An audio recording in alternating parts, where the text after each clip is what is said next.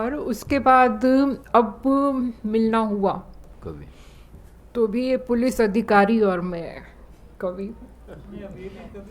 हाँ, अब तो उनका तो जब इनसे बात हुई, इनका फ़ोन आया, इन्होंने बताया इनकी किताब आई, तो मुझे पुरानी बात याद आ गई। तो छूटते ही मैंने कहा, जो एक पंजाबी ही कह सकता, कि तब हम आपके पास आए थे, तब तो आपने कुछ किया नहीं था।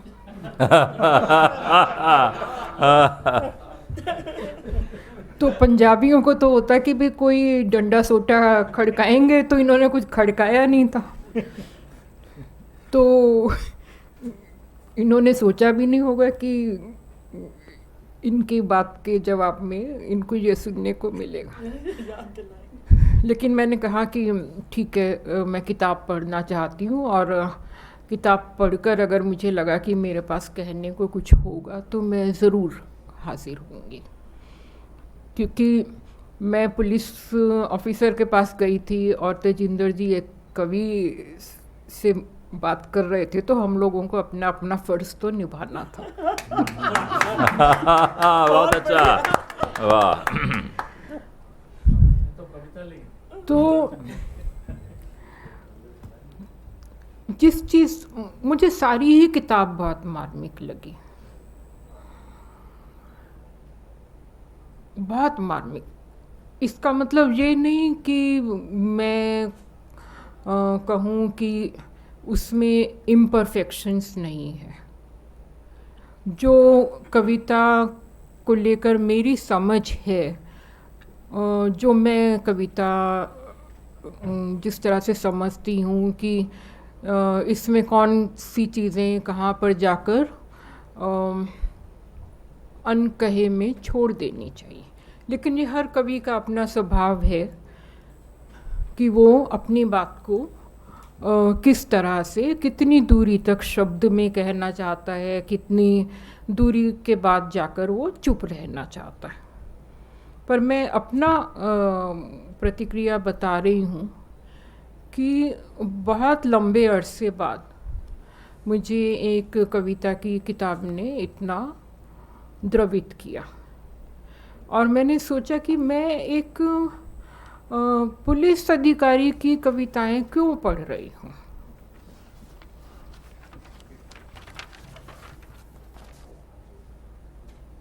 मुझे लगा इसलिए पढ़ रही हूँ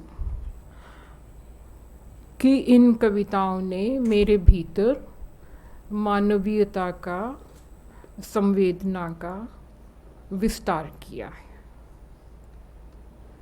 एक पुलिस ऑफिसर को जब हम देखते हैं तो वो जिस ऊंचाई पर होता है, जिस सुरक्षा में होता है, जिस शक्ति में होता है, हमें उसके फ्रेजिलिटी का, उसके आत्मसंशय का, उसके अंतर्विरोधों का कोई अनुमान ही नहीं होता। हमें लगता है दूर से देखने पर कि ये आदमी जहाँ पर है, इसकी पोजीशन में ही इतना नशा है, तो उस नशे में कविता कैसी लिखी होगी। कविता का नशा तो उतारने वाला होता है। पर इनकी कविता को पढ़ते हुए मुझे ये भी समझ में आया कि सच्चे कवि को पुलिस जैसा होना चाहिए।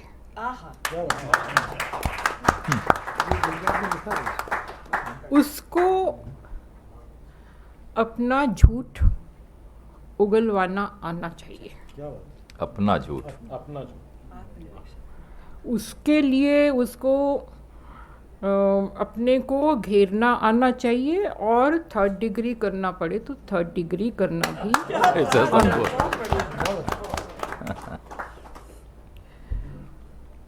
और मुझे तेजिंदर जी की कविता में यही चीज़ सबसे कीमती लगी कि अगर ऐसे मन का कवि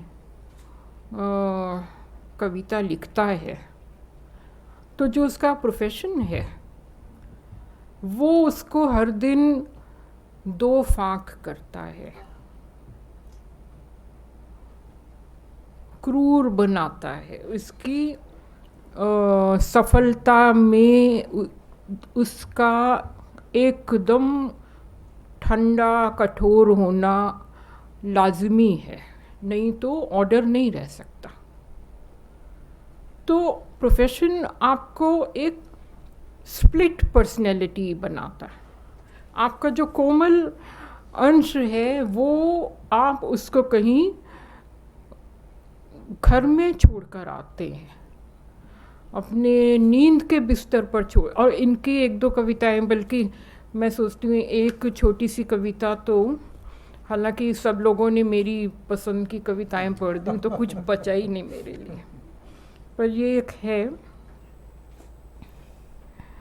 मैंने बेताल ढोया कंधे पर उम्र भर, ये शर्त थी जंगल पार करने की। ढोते ढोते शहर आते आते मैं ही हो गया थोड़ा सा बेताल, और कुछ कुछ मुझ में घुस गया बेताल। शहर पहुंचा एक नया आदमी, ताल बेताल। तो जो कविता अभी आप पढ़ रहे थे तेजिंदर जी, मेरा एक सवाल उस कविता को लेकर बड़ी उत्सुकता थी। ये आधी रात को कविता, इस कविता को पढ़ते हुए मुझे मैंने पिछले दिनों ज़ेबन्यू हर्बर्ट को ट्रांसलेट किया था पोलिश से तो नहीं, अंग्रेज़ी से हिंदी में। उनकी भी एक कविता में पुलिस टॉर्चर के बिंब हैं, और इस कविता को पढ़ते हुए भी मुझे ऐसे लगा कि इसमें कुछ, मुझे ऐसे लगा कि ये कहीं ऐसा तो नहीं है कि थाने में हम 3rd डिग्री करके जब घर आते हैं तो सोना मुश्किल काम है। नींद तो कभी ना कभी आ जाती होगी, लेकिन उसमें टॉर्चर वाली ध्वनियाँ भी आती होंगी, चीख पुकार भी आती होगी, और अपने साथ ही एक बड़ी कठोर तरह की बहस भी चलती होगी। अब मुझे मालूम नहीं कि तेजिंदर जी ने कितनी बार 3rd डिग्री किया है या नहीं किया है, लेकिन उनकी कविता में इतने सारे अलग अलग सिचुएशंस हैं जिसमें वो अपने को दूसरी तरफ से देखते हैं, कमज़ोर की तरफ से देखते हैं, कम जगह वाले आदमी की तरफ से देखते हैं, कस्बे वाले आदमी की तरफ से देखते हैं। तो मेरी सचमुच जिज्ञासा है कि has it been difficult to be a cop? क्योंकि कॉप के मॉरलिटी की कविताएं तो हमने पढ़ी इस संग्रह में, लेकिन कॉप का एक दूसरा रूप भी है, जो जैसे हम राजनीति की कविता पढ़ते हैं, खास करके जब किसी राजनीतिज्ञ की लिखी हुई पढ़ते, जैसे श्रीकांत वर्मा को पढ़ते थे, तो कई तरह से तो पॉलिटिशियन और कॉप लगभग एक जैसा जीवन ही जीते हैं कि वो बाहर से बहुत प्रिविलेज्ड पावरफुल लगता है, लेकिन उसके अंदर इतनी सारी दरारें हैं। और सबसे ज़्यादा तो ये तकलीफ़ है कि दुनिया में काम करने के बाद आखिर तो अपने कमरे में जाना पड़ता है, अपने आईने के सामने जाना पड़ता, अपने को देखना पड़ता और अपनी निगाह से बचना पड़ता। तो has it been difficult for you, or have you been able to resolve those things?